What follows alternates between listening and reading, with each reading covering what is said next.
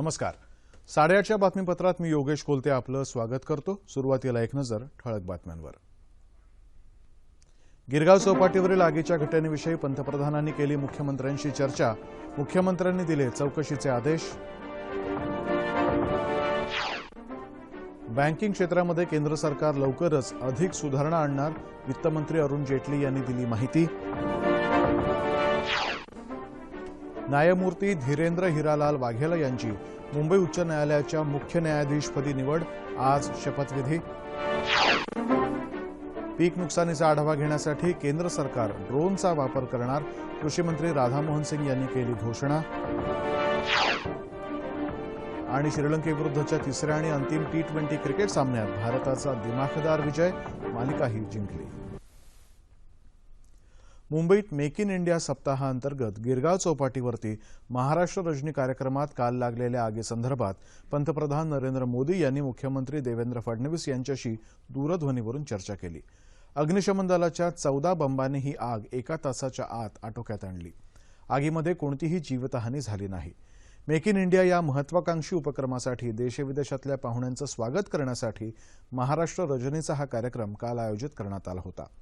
हा कार्यक्रम सुरू असतानाच व्यासपीठाच्या पुढच्या भागामध्ये आग लागली. या आगीच्या कारणांची चौकशी करण्याचे निर्देश दिले असल्याचं मुख्यमंत्री देवेंद्र फडणवीस यांनी सांगितलं आहे.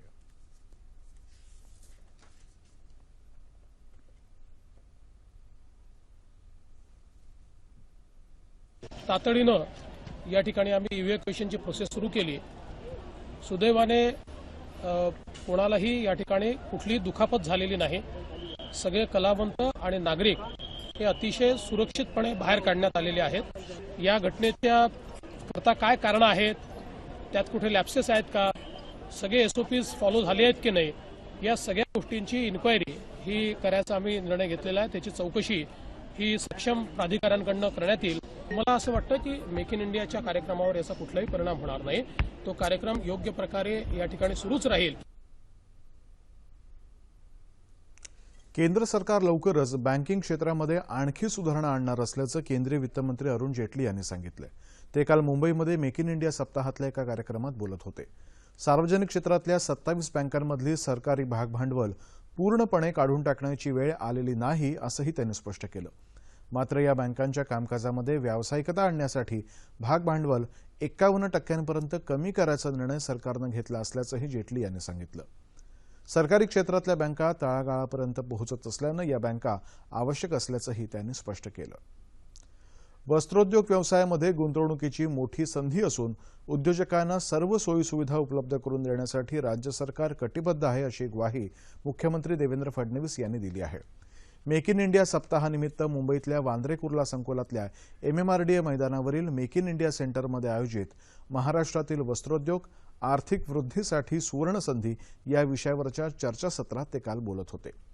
राज्यामध्ये कापसाचं मोठ्या प्रमाणात उत्पादन होत असल्यानं राज्यामध्ये वस्त्रोद्योग सुरू झाल्यास हजारो युवकांना रोजगार मिळू शकेल, तसंच त्याचा शेतकऱ्यांनाही फायदा होईल असंही मुख्यमंत्री यावेळी म्हणाले. न्यायमूर्ती धीरेंद्र हिरालाल वाघेला यांची मुंबई उच्च न्यायालयाच्या मुख्य न्यायाधीशपदी निवड झाली आहे. राज्यपाल चे विद्यासागर राव आज त्यांना पदाची शपथ देतील. मुंबईतल्या राजभवन इथल्या दरबार हॉलमध्ये हा शपथविधी सोहळा होणार आहे. नवी दिल्लीतल्या जवाहरलाल नेहरू विद्यापीठात नुकत्याच घडलेल्या घटनेला पाकिस्तानातील कुख्यात दहशतवादी आणि लष्कर-ए-तय्यबाचा म्होरक्या हाफिज सईद याचं समर्थन असल्याबद्दल केंद्रीय गृहमंत्री राजनाथ सिंग यांनी चिंता व्यक्त केली आहे. ते काल अलाहाबाद इथं पत्रकारांशी बोलत होते. राजकीय पक्षांनी या मुद्द्यावर राजकारण करू नये असं आवाहनही राजनाथ सिंग यांनी केलं आहे. देशभरामध्ये पिकांच्या नुकसानीचा आढावा घेण्यासाठी केंद्र सरकार ड्रोन अर्थात मानवविरहित विमानाचा वापर करणार आहे अशी माहिती केंद्रीय कृषी मंत्री राधामोहन सिंह यांनी दिली आहे. शेतकऱ्यांना योग्य आणि वेळेवर मोबदला देण्याच्या उद्देशानं या पद्धतीचा अवलंब करणार असल्याचं त्यांनी आसाम इथं वार्ताहरांना सांगितलंय. नैसर्गिक आपत्तीमुळे होणाऱ्या पीक नुकसानीची भरपाई देण्यासाठी सर्व प्रकारच्या अत्याधुनिक तंत्रज्ञानाचा वापर केला जाईल असं ते म्हणाले. त्यापूर्वी त्यांनी गुवाहाटी इथं कृषी तंत्रज्ञान संशोधन संस्थेच्या इमारतीचं भूमिपूजन केलं. पुढल्या वर्षी मार्च महिन्यापर्यंत 14 लाख सॉइल हेल्थ कार्ड्स अर्थात मृदा आरोग्य पत्रिकांचं वितरण करणार असल्याचंही राधामोहन सिंह यांनी सांगितलं. राष्ट्रीय कृषी विकास योजनेअंतर्गत यवतमाळ जिल्ह्यातल्या महागाव तालुक्यामध्ये मोठ्या प्रमाणावर विविध पीक व्यवस्थापन कार्यक्रम राबवण्यात आलाय। त्यापासून स्फूर्ती घेऊन संतोष वाटोडे या होतकरू आणि कष्टाळू शेतकऱ्यानं नवा आदर्श निर्माण केलाय।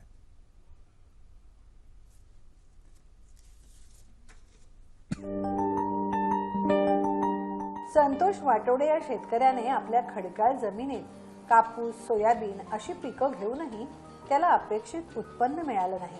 मग त्याने कृषी अधिकाऱ्यांचं मार्गदर्शन घेतलं। एकाच पिकाची निवड न करता पेरू, संत्र, डाळिंब, शेवगा अशी अनेक फळं आणि फळांची तंत्रशुद्ध लागवड त्याने केली।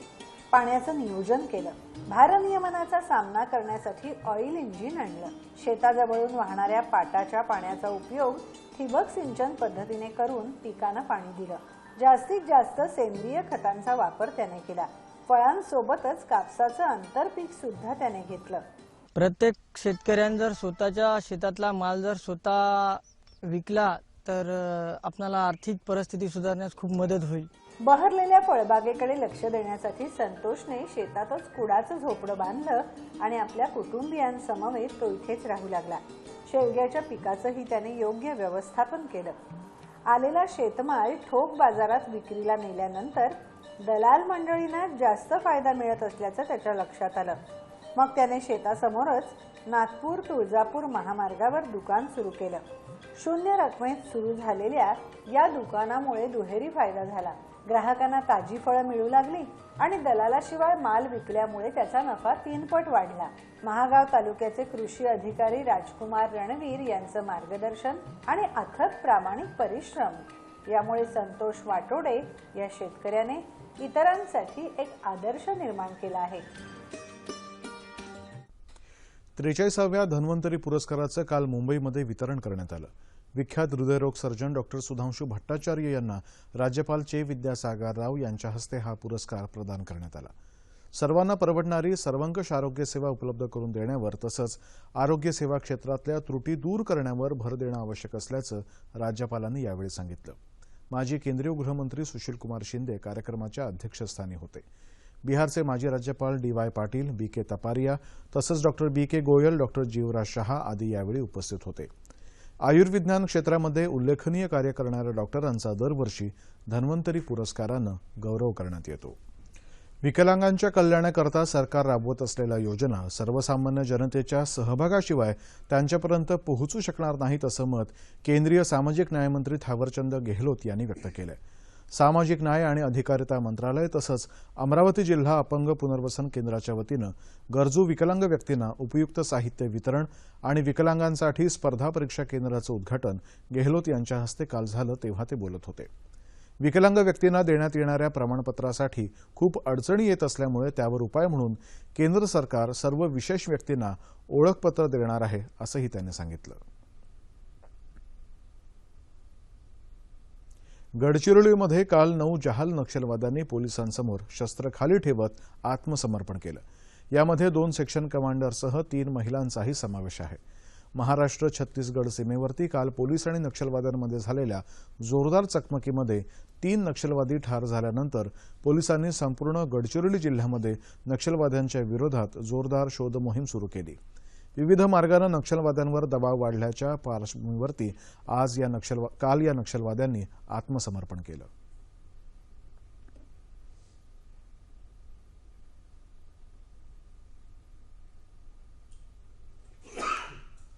चिंचवड इथल्या पुनरुत्थान समरसता गुरुकुलाच्या वतीनं एकादश प्रारंभ सिंहावलोकन महोत्सवाचं आयोजन करण्यात आलंय। 2 दिवस चालणाऱ्या या महोत्सवाचं काल उद्घाटन झालं। अनेक विषयांचा अभ्यास पारंपरिक शिक्षणातून होत असल्यानं अशा शिक्षणावर भर दिला पाहिजे असं गुरुकुल संस्थेचे अध्यक्ष गिरीश प्रभुणे यांनी यावेळी सांगितलं। गणेश्वर द्रविड शास्त्री, इंदुमती काटदरे, विनय सहस्त्रबुद्धे आदी मान्यवर यावेळी उपस्थित होते। भारतीय पारंपरिक शिक्षण गुरुकुल पद्धती या विषयावरील एका चर्चासत्राचं आयोजनही या निमित्तानं करण्यात आलं होतं। सरसंघचालक डॉक्टर मोहन भागवत यांच्या हस्ते आज या महोत्सवाचा समारोप होणार आहे।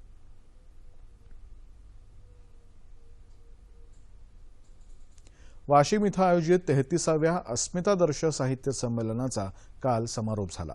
आंबेडकरी चळवळीला समर्पित असलेल्या अस्मितादर्श या नियतकालिकानं गेल्या 5 दशकामध्ये नवोदित लेखकांना हक्काचं व्यासपीठ उपलब्ध करून दिल्याचं मत ज्येष्ठ साहित्यिक डॉक्टर गंगाधर पानतावणे यांनी यावेळी व्यक्त केलं. कवी संमेलन, कथाकथन, लेखक वाचक परिसंवाद यासारख्या कार्यक्रमांची मेजवानी या निमित्तानं साहित्यप्रेमींना मिळाली. राज्य शासनानं डॉक्टर बाबासाहेब आंबेडकर साहित्य अकादमी स्थापन करावी यासह 8 ठराव यावेळी पारित करण्यात आले. संमेलनाध्यक्ष प्राध्यापक रविचंद्र हडसनकर यावेळी उपस्थित होते. आंबेडकरी चळवळीत विशेष योगदान देणाऱ्या मान्यवरांना यावेळी गौरवण्यात आलं. आणि आता बातमी क्रिकेटची. भारत आणि श्रीलंका यांच्यात विशाखापट्टणम इथं झालेल्या तिसऱ्या आणि अंतिम T20 क्रिकेट सामन्यामध्ये काल भारतानं दिमाखदार विजय मिळवला आणि 3 सामन्यांची ही मालिका 2-1 अशी जिंकली. विजयासाठी असलेलं 83 धावांचं माफक आव्हान भारतानं केवळ 1 गडी गमावून सहज साध्य केलं. 46 धावा फटकावणारा शिखर धवन भारताच्या विजयाचा प्रमुख शिल्पकार ठरला. त्याला 22 धावा करणाऱ्या अजिंक्य रहाणेनं दमदार साथ दिली. रविचंद्रन अश्विनच्या भेदक माऱ्यासमोर श्रीलंकेचा डाव काल अवघ्या 82 धावातच आटोपला होता. रविचंद्रन अश्विननं 4, सुरेश रैनानं 2 तर आशिष नेहरा, जसप्रीत बुमराह आणि रवींद्र जडेजा यांनी प्रत्येकी 1 गडी बाद केला. रविचंद्रन अश्विनला सामनावीराचा तसंच मालिकावीराचा किताब मिळाला. हवामान. येत्या 24 तासांमध्ये विदर्भामध्ये तुरळक ठिकाणी मेघगर्जनेसह पाऊस पडण्याची शक्यता हवामान विभागानं वर्तवली आहे, तर राज्याच्या उर्वरित भागातलं हवामान कोरडं राहील. शेवटी एक नजर पुन्हा एकदा ठळक बातम्यांवर. गिरगाव चौपाटीवरील आगीच्या घटनेविषयी पंतप्रधानांनी केली मुख्यमंत्र्यांशी चर्चा. मुख्यमंत्र्यांनी दिले चौकशीचे आदेश. बँकिंग क्षेत्रात केंद्र सरकार लवकरच अधिक सुधारणा आणणार, वित्तमंत्री अरुण जेटली यांनी दिली माहिती. न्यायमूर्ती धीरेंद्र हिरालाल वाघेल यांची मुंबई उच्च न्यायालयाच्या मुख्य न्यायाधीशपदी निवड, आज शपथविधी. पीक नुकसानीचा आढावा घेण्यासाठी केंद्र सरकार ड्रोनचा वापर करणार, कृषीमंत्री राधामोहन सिंग यांनी केली घोषणा. आणि श्रीलंकेविरोधाच्या तिसऱ्या आणि अंतिम T20 क्रिकेट सामन्यात भारताचा दिमाखदार विजय, मालिकाही जिंकली. याबरोबरच हे बातमीपत्र संपलं. पुन्हा भेटूया दुपारी 2:30 वाजता सह्याद्री वाहिनीवर. नमस्कार.